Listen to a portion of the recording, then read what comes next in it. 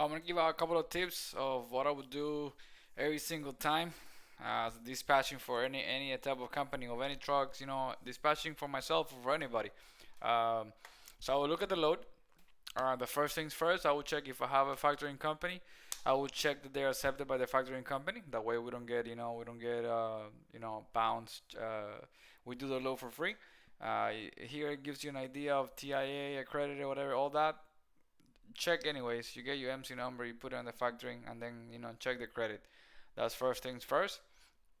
I'll look for a load that is paying the most, but at the same time also that it has the least amount of weight. That way we save some money when it comes to diesel. I would also check how far is the load from my driver. For example, this load here, it's going from Melvin, New York. So I have to check, where's my driver? How far is he from there? I'll call this person up or email them and ask them, oh, look, how long do we have until we have to get there? My driver is an hour away. When is the pickup time? If they tell you first come, first serve, beautiful. All that. Talk to the broker about it. Hey, listen, my driver is 2 hours away. At what time do they close? Today is Sunday. Oh, they close at 5 p.m. Okay, we can make it. Or no, they open on Monday. If you accept the load, we have to wait until Monday. Okay, all those things you gotta ask up front. Let me see what else out there. I always ask for more money.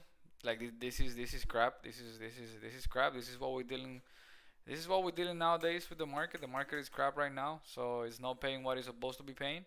But ask for more money, and don't say okay. Don't okay. If you want 7,000 for this load, don't ask for 7,000. Like come on now, they're gonna give you another counter offer. Ask for 7,500, and then they're gonna bring it down to 7,000, and then you get the money that you wanted. So don't ask for the money that you want. Another tip that I will give you, it's after they give you rate confirmation, go directly Google the company, this company here or whatever broker you're working with, and call them again, regular general number customer service, and confirm your load. You don't know if this is a fake broker here, using someone else's broker name, and they're gonna burn you. So I'm gonna give you an example of a rate confirmation. This one here, uh, Echo, it gives you the information. It breaks down what you tell them, who was gonna go, trailer number three. It breaks it down. It gives you whatever you tell them, the distance, all that good stuff.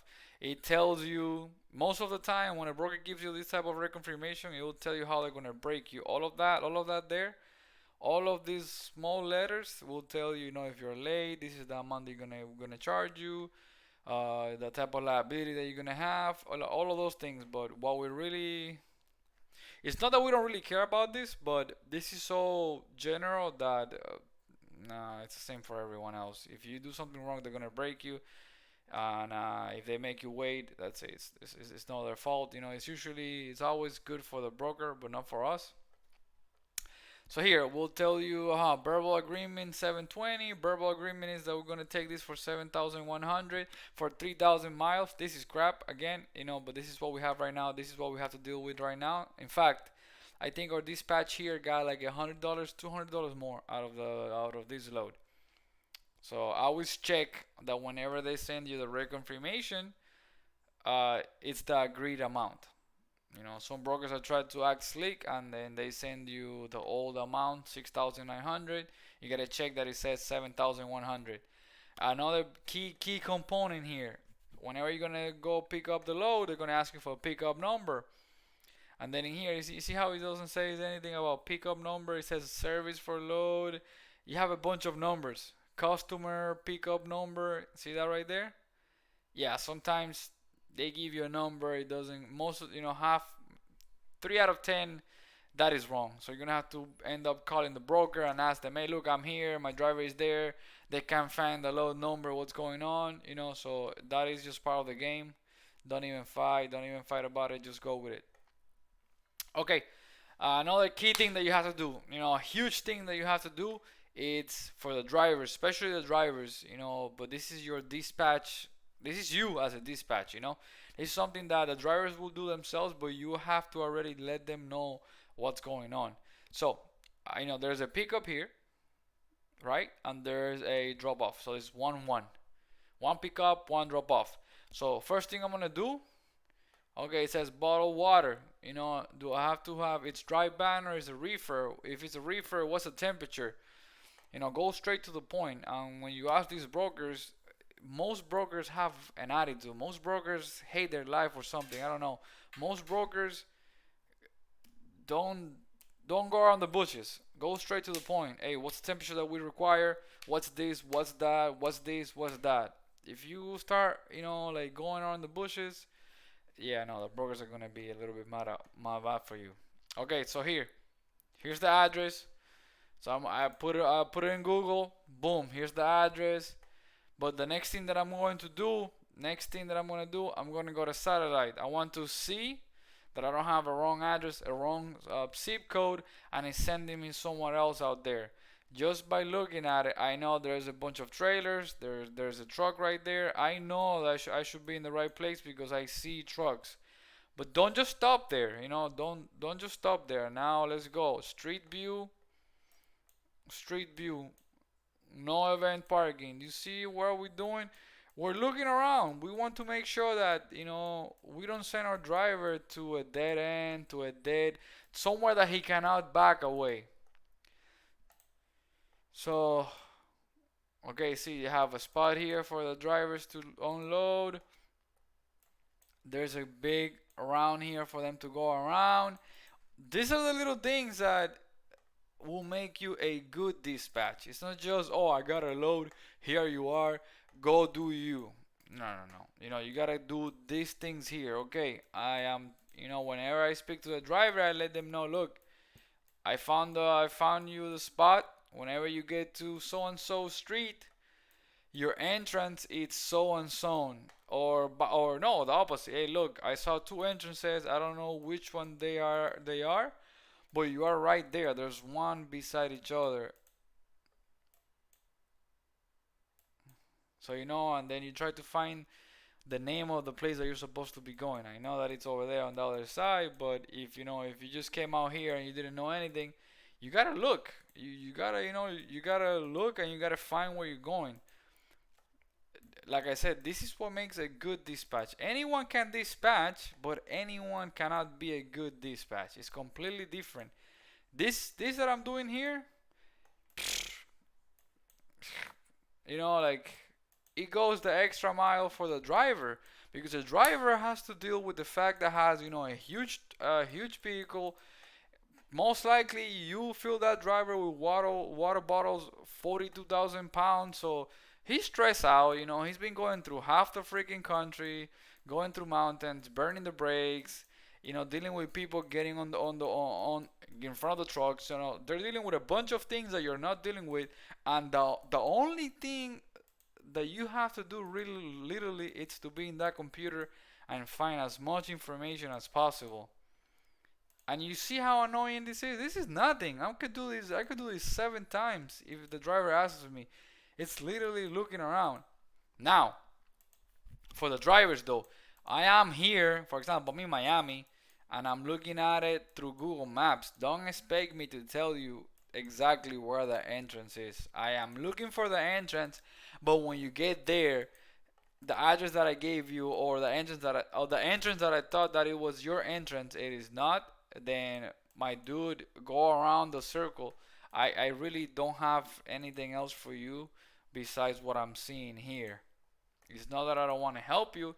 It's just the simple fact that I am not there to give you, better. If you were in Miami, bro, I'll get on my car and go find you the entrance. But it's easier for me to do it on my car. But since I'm in the middle here, in Miami, and you are in, I don't know, California, Washington, Oregon, anywhere, I can't do that. So it goes both ways.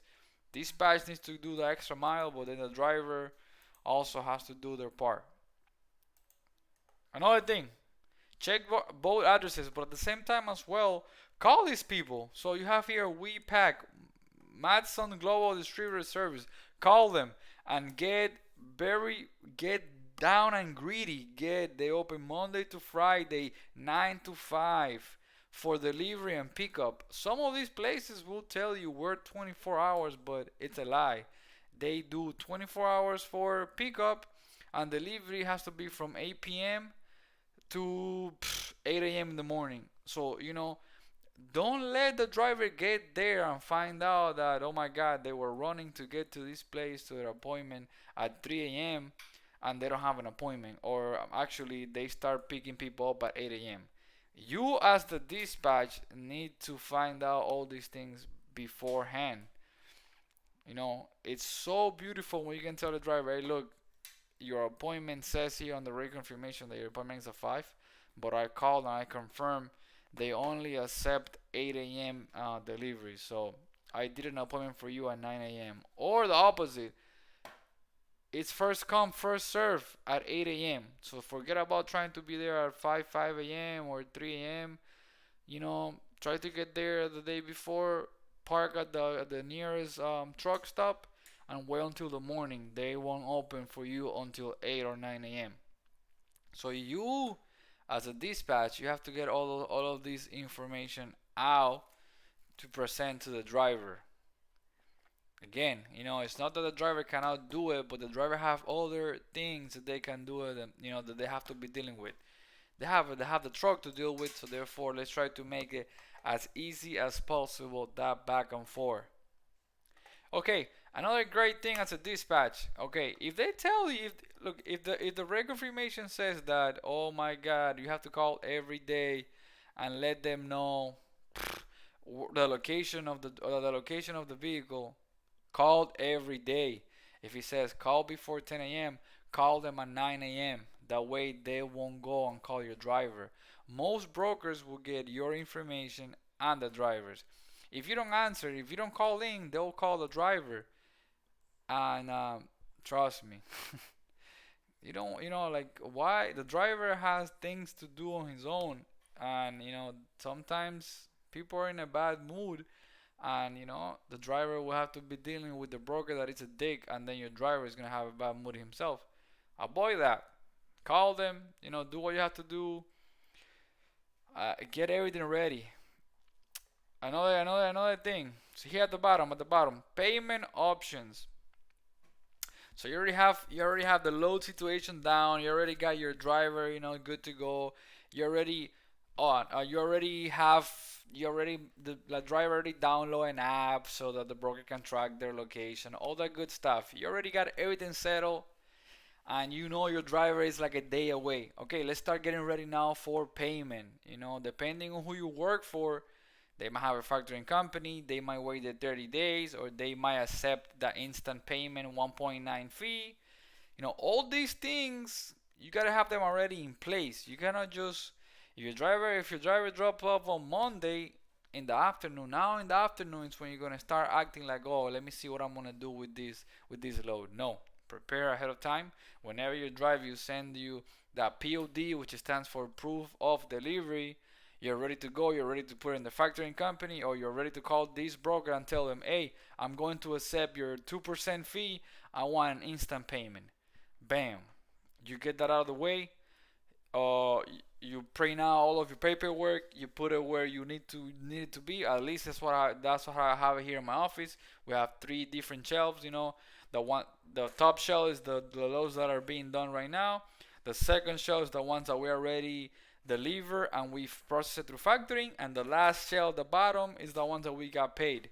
It's very simple. You have to bring every single load that you have from the top shelf to the bottom shelf. It's easy. Whenever you get paid, I also have a stamp that says pay. We stamped it. It's a very easy cycle. It's straightforward, but it works.